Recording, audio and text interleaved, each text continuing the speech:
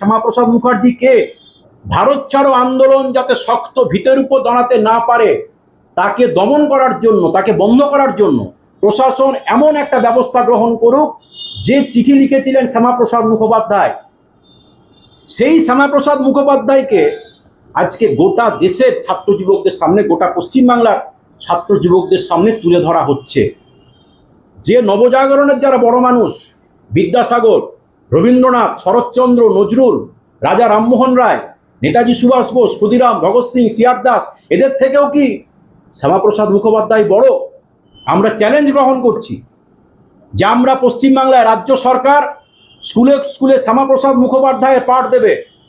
যার নেতা সাভারকার, যার গুরুদেব সাভারকার আন্দামান জেলে বসে ব্রিটিশের কাছে প্রাণ ভিক্ষা চেয়েছে, সেই শ্যামাপ্রসাদ সাভারকারের পাঠ দেবে রাজ্য সরকার, বিজেপি। আর এআইডিএসও দায়িত্ব নিচ্ছে স্কুলে, কলেজে, বিশ্ববিদ্যালয়ে, প্রতিষ্ঠানে সুভাষচন্দ্র, বিদ্যাসাগর, রাজা রামমোহন রায়, মাস্টারদা, রবীন্দ্রনাথ, নজরুলের চিন্তা আমরা পৌঁছে দেব।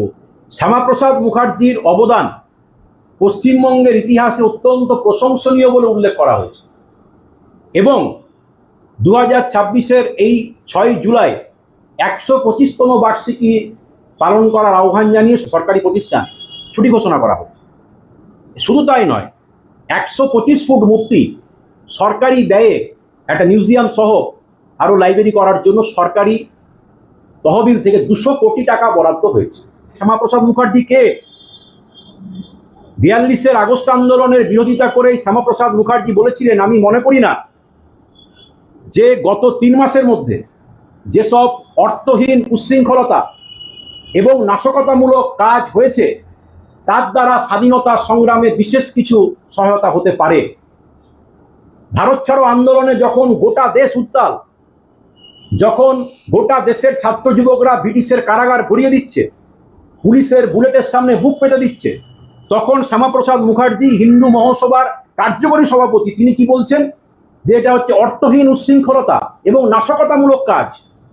শুধু তাই নয়, তিনি সেই সময় পশ্চিমবাংলার গভর্নর চার্লস হাবার্টকে চিঠি লিখেছিলেন যে এমন একটা প্রশাসন, এমন একটা ব্যবস্থা গ্রহণ করুক যাতে এই আন্দোলন শক্ত ভিতের উপর দাঁড়াতে না পারে। শুধু তাই নয়, আপনারা শুনলে অবাক হবেন যে কলকাতা বিশ্ববিদ্যালয়ে তিনি যখন উপাচার্য ছিলেন সেই সময়ে 2 জন ছাত্র ব্রিটিশের পতাকাকে তারা অবমাননা করার অপরাধে, এবং তার কোনো প্রমাণ পাওয়া যায়নি, 2 জন ছাত্রকে বেত্রাঘাত করার তিনি নির্দেশ দিয়েছিলেন। ভারতবর্ষের নবজাগরণের কোনো মনীষী, স্বাধীনতা আন্দোলনের কোনো বিপ্লবীকে নিয়ে এইভাবে পক্ষকালব্যাপী চর্চার উদ্যোগ নিয়েছে? ছোট্ট তো দেশবন্ধু চিত্তরঞ্জন দাসের মৃত্যু শতবর্ষ পূর্ণ হলো গত 16ই জুন। এই সরকার কোনো পরিকল্পনা গ্রহণ করেছে? এই বছরটি বিদ্রোহী কবি কাজী নজরুল ইসলামের মৃত্যুর 50 বছর। আগামী 29শে আগস্ট ভারতবর্ষের নবজাগরণের অন্যতম প্রতীক্ষী জ্যোতিবা ফুলের 200 জন্মবর্ষ চলছে। এই সরকার এই মহামানবদের, এই মনীষীদের পালন করার জন্য কোনো পরিকল্পনা গ্রহণ করেছে? আপনারা নিশ্চয়ই খেয়াল করেছেন যে পশ্চিমবাংলায় বিজেপি সরকার আসার পরেই প্রথম 25শে বৈশাখ সরকারি উদ্যোগে পালন হয়নি। এমনকি আগামী 29শে জুন শ্যামাপ্রসাদ মুখার্জির বাবা আশুতোষ মুখোপাধ্যায়, যিনি ধর্মনিরপেক্ষ গণতান্ত্রিক বৈজ্ঞানিক শিক্ষা প্রসারের জন্য তিনি মাথা উঁচু করে লড়েছেন, বলেছিলেন বিশ্ববিদ্যালয় দাস তৈরির কারখানা নয়, মাথা উঁচু করে বলেছিলেন যে freedom first, freedom second, freedom always. সেই আশুতোষ মুখোপাধ্যায়ের জন্মদিন পালন করার জন্য সরকারের কোনো নির্দেশিকা আছে?